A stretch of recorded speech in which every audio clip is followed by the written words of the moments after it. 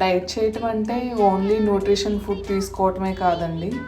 దాంతోపాటు డేకి మనం 5 to 6 లీటర్స్ ఆఫ్ వాటర్ తీసుకోవాలి. అప్పుడే మనకి టమ్మీ ఫుల్గా ఉంటుంది, ఆకలి వేయకుండా ఉంటుంది. అండ్ దాంతోపాటు మనం నైట్ కొంచెం ఎర్లీగా పడుకోవడానికి ట్రై చేయాలి.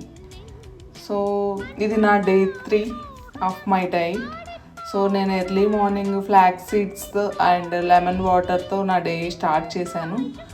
అండ్ తర్వాత 2 బాయిల్డ్ ఎగ్స్ నా బ్రేక్ఫాస్ట్గా తీసుకున్నాను 9కి.